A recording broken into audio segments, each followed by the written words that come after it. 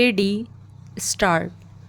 अध्यक्ष जी, पर्यटन का क्षेत्र सबसे अधिक विदेशी मुद्रा कमाने वाले ऐसे क्षेत्र के रूप में उभर कर सामने आया है, जो कई लोगों को रोजगार उपलब्ध कराता है। सरकार ने राज्य सरकारों के सहयोग से पर्यटन के विकास को बढ़ाने के लिए जोरदार प्रयास किए हैं।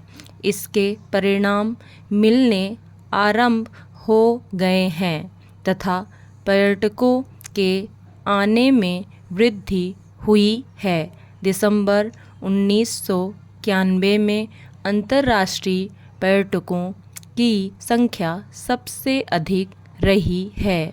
हमारे लोगों को पर्याप्त सुविधाएं उपलब्ध कराई जानी चाहिए ताकि वे अपने देश को बेहतर ढंग से जान सकें तथा समझ सकें।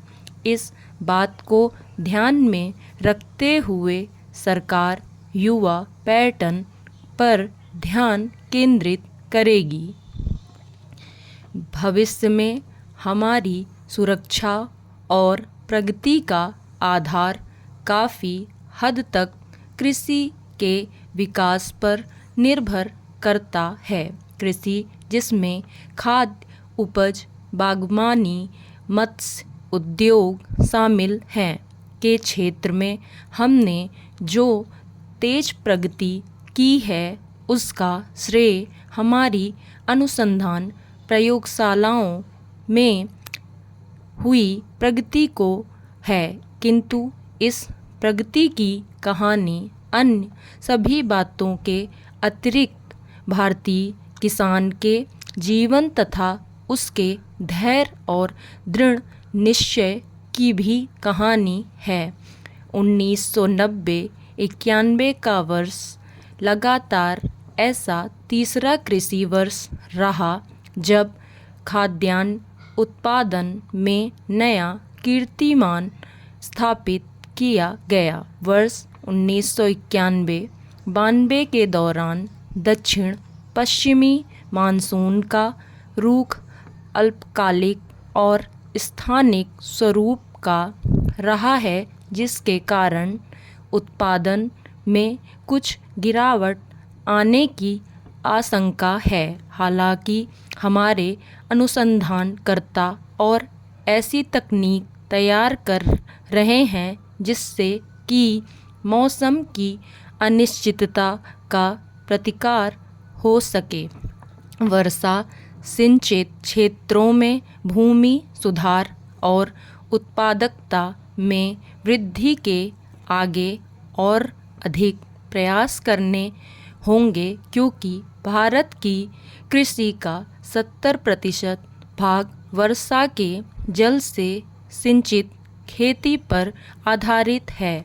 मेरी सरकार ने फसल के उन्नत तरीकों, मिट्टी के कटाव को रोकने तथा स्थानीय नमी को सुरक्षित रखने जैसे उपायों के माध्यम से वर्षा सिंचित भूमि उत्पादन क्षमता में वृद्धि के लिए पहले ही बहुत से कार्यक्रम शुरू किए हैं।